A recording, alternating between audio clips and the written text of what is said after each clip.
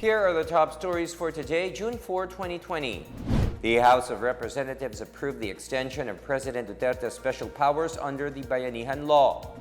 TV station IBC 13 offers its facilities as a remote learning platform for students amid the COVID-19 pandemic. Workers and residents in Taguig hail the city's move to promote biking as alternative transportation. And the NBI is set to investigate the ambush of a state witness in the Maguindanao massacre case.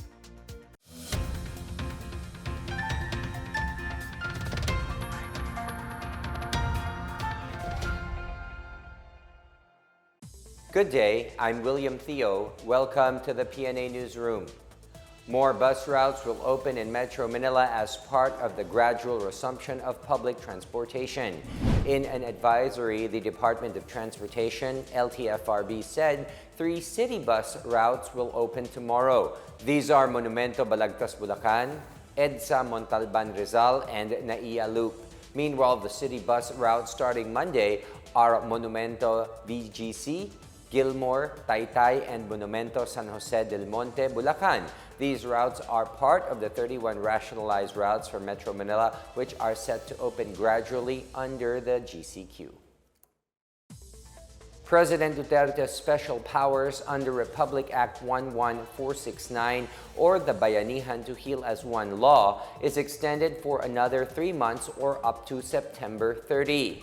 The House of Representatives approved the measure to combat the COVID-19 health emergency in the country. Aside from the extension, there will also be a standby fund amounting to 162 billion pesos to further address the COVID-19 pandemic. This standby fund includes 12 billion pesos for the procurement of polymerase chain reaction testing and extraction kits, 18 billion pesos for the implementation of the Cash for Work program, 5 billion pesos for the implementation of the Assistance to Individuals in Crisis Situation program, 21 billion pesos for the Unemployment or Involuntary Separation Assistance for Displaced Workers, and 50 billion pesos for the infusion of capital to government financial institutions. Also included in the funding are various forms of financial assistance for the agricultural sector, transportation industry, tourism industry, and education. Senator Christopher Lorenz Bongo said the petition filed before the Supreme Court questioning the constitutionality of the Bayanihan to Heal as One Act is democracy at work. He even praised the petitioner for raising the issue at the proper forum. In a 9-page petition filed Tuesday before the Supreme Court, former Law Dean Jaime Ibañez said the Bayanihan to Heal as One Act is unconstitutional for granting President Duterte legislative authority to exercise power other than what is necessary and proper to carry out the declared national policy. Go commends Ibañez in pursuing this case before the Supreme Court, saying he at least puts his money where his mouth is, unlike others who simply resort to posting on social media.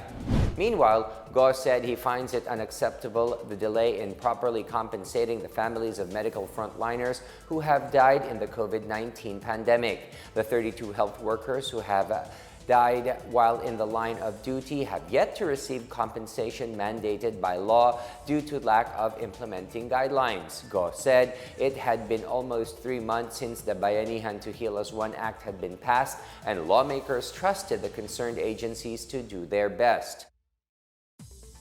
President Duterte ordered health authorities to immediately give compensation benefits to infected health workers until June 9. In a press briefing this morning, presidential spokesperson Harry Roque said the ultimatum is in response to the revelation made in a Senate hearing that no infected healthcare worker has received the benefits as promised in the Bayanihan to Heal as One Act. Ngayon ko lang po nakita na talagang medyo uminit ang ulo ng presidente nung nalaman niya na matapos ng 3 buwan ng Bayanihan We Heal as One Act ay hindi pa rin nabibigay yung 100,000 para sa mga nagkasakit ng frontliners at 1 million para sa mga namatay. So, binabalaan ko po ang mga otoridad. Sumunod po tayo dahil ngayon ko lang po nakita ganyan kainit ang ulo ng ating presidente.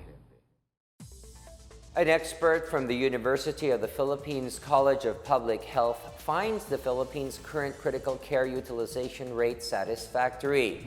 Of the 13,518 bed capacity for COVID-19 patients in the Philippines, 1,314 are allocated for the intensive care unit, 38.4% of which are occupied. Meanwhile, at least 17.8% of the 1,982 ventilators are in use.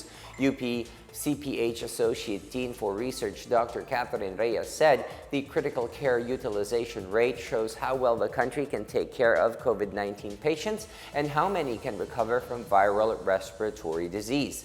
Once a country reaches or goes beyond its maximum, a crisis such as those seen in worst days of COVID-19 pandemic in Italy will occur.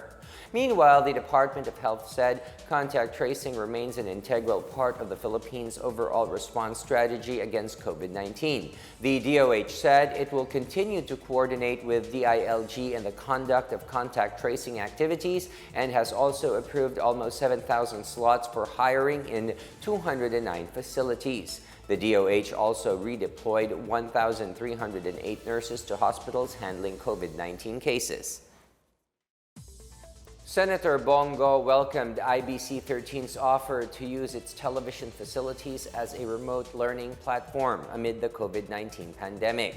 Go said utilizing IBC 13 and other broadcast media to provide continued learning opportunities under the new normal would ensure continued learning process for students. This will also ensure their safety without unnecessarily putting an additional burden on their parents.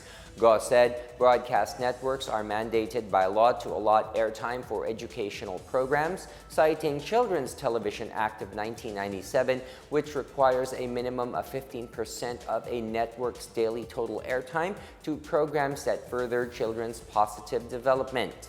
In his latest report to Congress, President Dutertes said the government is in active dialogue with the satellite television industry regarding remote learning opportunities. Meanwhile, PCOO Secretary Martin Andanar said the network, which is currently underutilized, would require a 100 million peso investment to further widen its reach. The Health Department said the COVID-19 mortality rate in the Philippines continues to be on a downward trend because of the improved management of cases. More on this from Marita Mawahe. The Department of Health last Tuesday said COVID-19 mortality rate in the Philippines continues to be on a downward trend because of the improved management of cases. Health Undersecretary Maria Rosario Vergeire said from an average of 25.3 deaths per day at the beginning of April, we have dropped to 1.6 deaths per day by the end of May. The Philippines on June 1 recorded its lowest number of mortalities in a single day since early March, at 3 deaths. On Tuesday, May 2, the DOH only reported 6 deaths. Vergeire said the decline shows that different hospitals and facilities are now able to manage cases more effectively.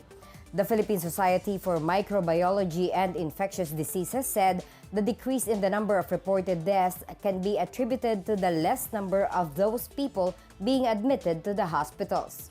PSMID former President Dr. Ron Jean Solante attributed the decline to social distancing and quarantine, but clarified that this does not mean that the medical facilities are now becoming better in managing the cases, as there is still no developed treatment for COVID-19. Meanwhile, more than half of police officers infected with COVID-19 have already recovered. PNP Chief General Archie Gamboa said the number has reached 346 and 176 personnel have already recovered. Gamboa attributed this high recovery rate to intensified mass testing among police personnel, including extensive contact tracing and treatment of confirmed cases, as well as isolation of suspected cases. For the PNA Newsroom, I'm Marita Mawahe. Still to come, workers and residents in Taguig hailed the city's moves to promote biking as an alternative transportation. Cebu Province allows motorcycle backriders to ply the streets. More on these when the PNA Newsroom continues.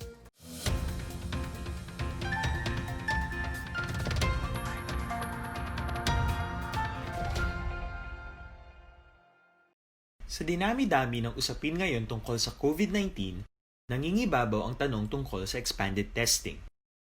Ano nga ba ang expanded testing? Bago natin sagutin ito, mahalaga munang malaman natin kung ano ang confirmatory test para sa sakit na COVID-19. Ang reverse transcription polymerase chain reaction o RT-PCR ay isang laboratory test na tumutukoy sa mismong virus sa loob ng tao. Ang RT-PCR ang siya lamang test na ginagamit upang makonfirm ang sakit na ito. Kaya nitong alamin kung may virus na sa katawan ng isang tao bago pa man lumabas ang sintomas. Kaya naman sa ating expanded testing, RT-PCR ang ginagamit natin ngayon. Hindi ito katulad ng rapid antibody-based tests o RATs na tumutukoy lamang ng antibodies sa katawan. Sino-sino ang kabilang sa expanded testing? Sa expanded testing, ang mga sumusunod na mga tao na may history of travel sa isang lugar na may COVID-19 o nakisalamuha sa taong may COVID-19 ay sasailalim sa RT-PCR test. Una, mga pasyenteng may malubha at kritikal na kalagayan. Ikalawa, mga pasyenteng may edad 60 pataas, pasyenteng mayroong ibang sakit, o mga pasyenteng may maselang pagbubuntis. Ikatlo, mga pasyenteng may bahagyang sintomas. At ikaapat, iba pa nating kababayan at mga healthcare workers na walang sintomas ngunit may travel history o contact. Mayroon na tayong mga laboratorio na kayang gumawa ng RT-PCR sa Luzon, Visayas at Mindanao. Sa kasalukuyan, layunin ng ating gobyerno na tumaas pa ang health system capacity ng bansa upang matest sina lolo, lola, kuya at ate na pasok sa populasyong kailangan ng testing. Ginagawa natin ito upang mabigyan ng tama at agarang atensyong medikal ang mga pasyente at para matukoy ang iba pang tao na nakasalamuha nila. Mahalaga ang pagpapatest sa paglaban sa pandemya, pero mas mahalaga kung mapapanatili ang kalusugan ng ating katawan. Mas mainam kung lalabanan natin to ng sama-sama. Ika nga, prevention is better than cure.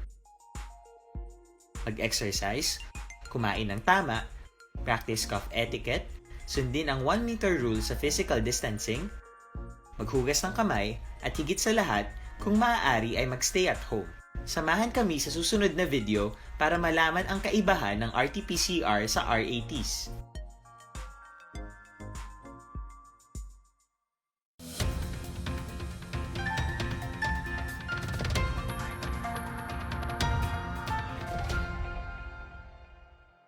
Taguig residents are lauded for promoting biking, and the MMDA warns cyclists for putting up improvised lanes. More on these from Chris Mundo. As public transportation remains limited due to community quarantine measures, workers and residents of Taguig City on Wednesday welcomed the local government's move to promote biking as an alternative means of transportation. Maria Thelma Valdez, who works at Barangay Santa Ana Health Center, said the use of bikes would speed up her job of delivering medicines to patients. Mats Magbalana, leader of the United Tipa Cyclists Group, commends the measure to set up bike lanes in the city as this would make their travel to neighboring cities and localities much faster. The Taguig City government earlier set up bike lanes along Cayetano Boulevard and Bayani Road and renovated the protected bike lane along C6 Road. Taguig Councilor Darwin Ikay said plans are underway to institutionalize biking as an alternative means of transportation. Mayor Lino Cayetano said the installation of bike lanes in key areas of the city is part of observing World Bicycle Day, which celebrates the bicycle as a simple, affordable, reliable, and an environmentally fit form of transportation and tool of development.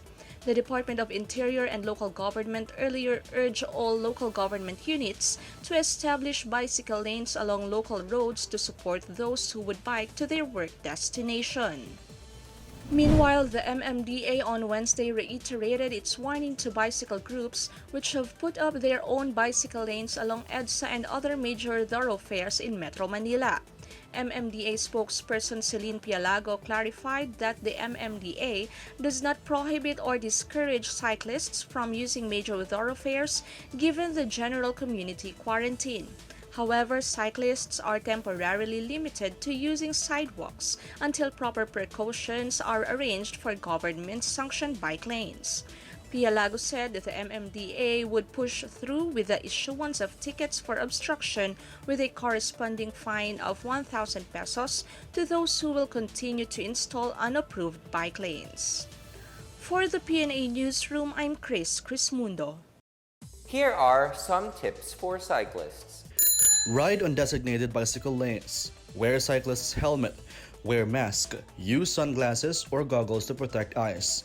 Wear bright reflective clothing. Obey traffic lights and signs. Look behind you or make hand signals before swerving or turning. Use bell to warn pedestrians. Be aware of slippery surface. And keep bicycle in good condition. In Zamboanga City, measures are in place for the resumption of commercial flights on Monday, June 8. CAAP Area Manager Antonio Alfonso said among the preparations are placing of safe physical distancing markers, acquisition of thermal guns, and other things related to health protocols. Flights from Zamboanga to Jolo and vice versa will resume on June 8, while those in the cities of Dipolog and Pagadian will open within the week. No announcement yet has been made as to when the flights between Zamboanga and Bongao Tawi-Tawi. Alfonso said the resumption of flights depend on the readiness of the local government to accept passengers with minimum health requirements.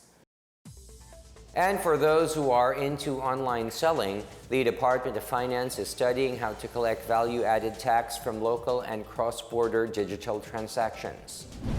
Finance Secretary Carlos Dominguez on Wednesday said some countries have started to implement digital services tax despite the lack of agreement on how to reallocate income taxation rights on cross-border digital transactions. He said they are currently concentrating on how to collect VAT from both local and cross-border digital transactions, which is similar to what the other ASEAN countries are doing. He said 12% VAT on these services would be a big help to the government's revenue base.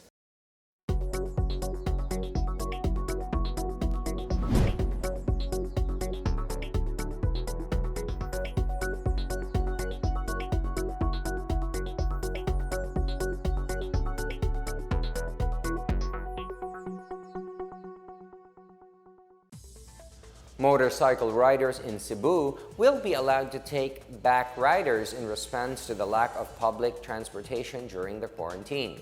More on this and other news from the provinces from Rom Dulfo. The mayors in the province of Cebu commended the decision of Governor Gwendolyn Garcia on Wednesday to allow motorcycle backriding in response to lack of public transportation during the general community quarantine. Garcia issued Executive Order Number 19 on Wednesday regulating the use of motorcycles and specifically permitting private owners to transport a passenger or backrider. However, ride-hailing app Angkas and Habal-Habal as modes of transportation for a fee are still not allowed. In Bulacan, the operation of the premium point-to-point or P2P buses will resume after being given the green light to resume transporting passengers. The resumption of P2P operations is in line with the start of the general community quarantine. Now operational are the P2P buses with daily routes from the city of Malolos and Santa Maria town to Trinoma Mall in North EDSA, Quezon City. Every passenger will have to fill out a form for contact tracing purposes.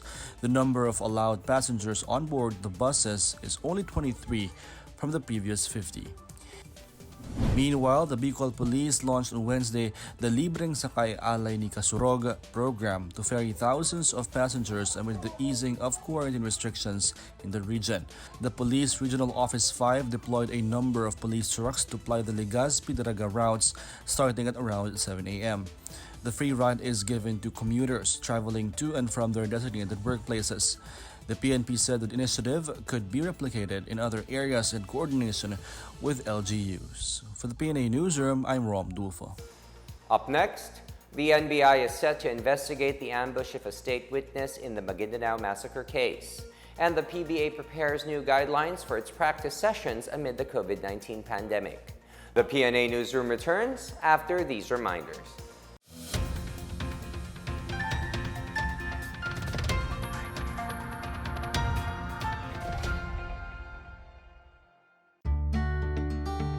Kakagaling ko lang ng grocery. Siyempre, hindi ko hahayaan na pumasok ang COVID-19 sa bahay at mapahamak ang pamilya ko. Kaya iiwan ko ang sapatos ko sa labas. At ngayon, maghuhugas ako ng kamay ng 20 seconds.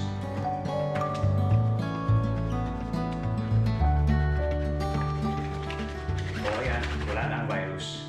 Tandaan, buhay ng pamilya natin na nakasalalay. Let's heal as one. Alam niyo ba na pumapasok ang COVID-19 sa ating katawan sa pamamagitan ng mata, ilong at bibig? Kaya lagi kaming conscious dito sa bahay kapag umuubo kami. Lagi kami naghuhugas ng kamay in 20 seconds. Pag lumalabas kami, lagi namin suot ang mask. Lagi lang natin tatandaan mga mamshi. Buhay ng pamilya natin ang nakasalalay dito. Let's heal as one. Tandaan ang tamang paraan ng paghuhugas at paglilinis ng kamay upang makaiwas sa iba't ibang karamdaman. Basain ng tubig ang mga kamay at sabunin. Unang sabunin ang mga palad at ang likod ng mga kamay. Kuskusin na maigi ang pagitan ng mga daliri at maging ang mga kuko. Isunod ang pagitan ng mga hinlalaki at kuskusin ng paikot ang mga dulo ng mga daliri sa magkabilang palad. Banlawang mabuti ang mga kamay sa malinis na tubig at patuyuin ang mga kamay gamit ang single-use towel o air dryer. Basta't sama-sama at laging handa, kaya natin to! Isang paalala mula sa DOH, PCOO, KBP at ng himpilang ito.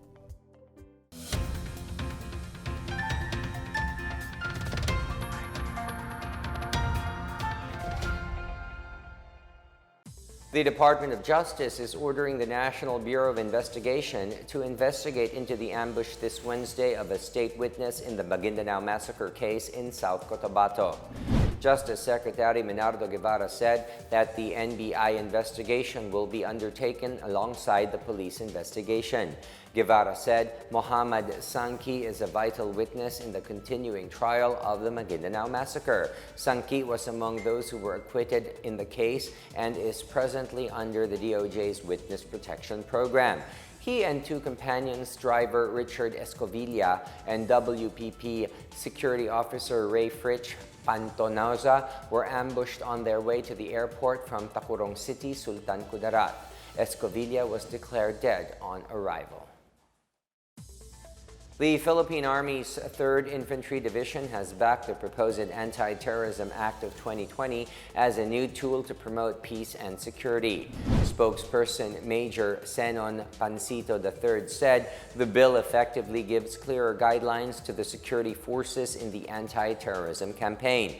He said the bill leads to who the terrorists are and penalizing other acts leading to the eventual felony or crimes. He noted that the bill will promote more of peace and order situation in our area rather than curtail the rights of the freedom of some. Although the act of terrorism in Central and Western Visayas are low, he said the 3ID also takes part in monitoring security threats, particularly brought about by the presence of the Communist Party of the Philippines, New People's Army. The Philippine Army accused communist rebels of planting landmines to terrorize civilians in a town in Surigao del Norte. Meanwhile, the Army thanked the local task force to end local communist armed conflict for helping in the surrender of 3 rebels in Agusan del Sur. More on this from Janice Cabe. The Philippine Army blasted anew the Communist New People's Army for terrorizing farming communities in Surigao del Norte by planting anti-personnel mines in trails used even by civilians. The government troops recovered a landmine in a skirmish with NPA rebels on Monday in the hinterland of Barangay Biadid in Sison Town. The NPA is allegedly telling residents that landmines will be detonated once they refuse to give in to their demands. The use of APM is a violation of humanitarian law. In Agusan Sur, the 26th Infantry Battalion lauded the support of the local task force to end local communist armed conflict for facilitating the surrender of an NPA couple and another rebel. The NPA couple, identified as Mark and Marian, who used to operate under the Central Mindanao Regional Committee, have criticized the NPA for deceptive practices. The third rebel, identified as Ariel, said he left the movement after the leaders plotted to kill him. The Army said the continuous efforts of the TF-LCAC in reaching out to NPA members for their surrender paved the way to the couples reuniting with their families. In South Cotabato, 32 NPA combatants formally surrendered to authorities and local officials in Tantangan town on Tuesday.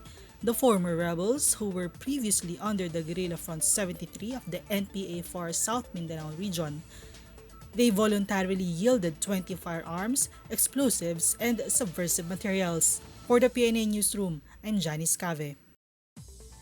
In sports, the Philippine Basketball Association is set to submit a list of guidelines regarding how teams can practice again during the COVID-19 pandemic.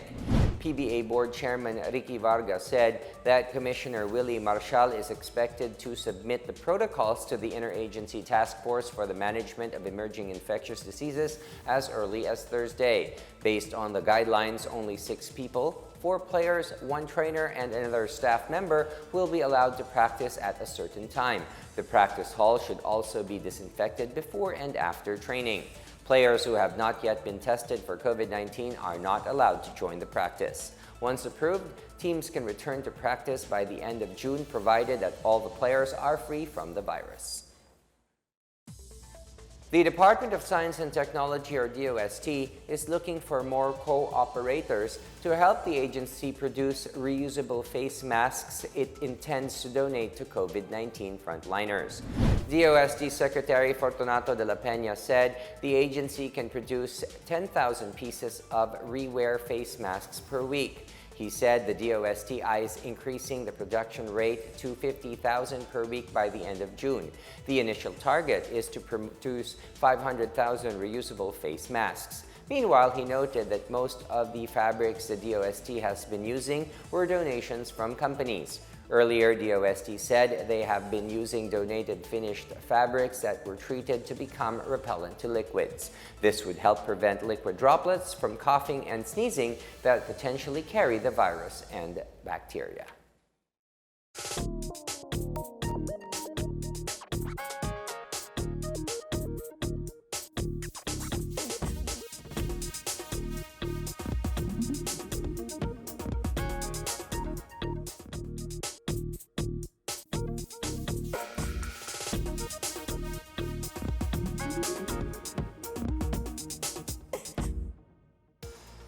Let's take another look at today's biggest stories. The House of Representatives approved the extension of President Duterte's special powers under the Bayanihan Law. TV station IBC 13 offers its facilities as a remote learning platform for students amid the COVID-19 pandemic. Workers and residents in Taguig hail the city's move to promote biking as alternative transportation.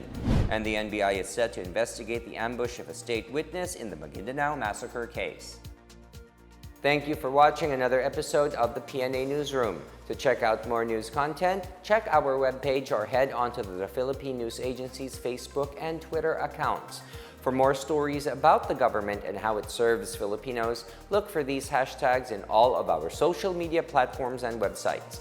We are shown on the pages of the PCOO and its attached agencies. Also, watch us on television on PTV4 and IBC 13. And that's your daily dose of the biggest stories that you need to know. From the PNA Newsroom, I am William Theo. Good day and stay safe.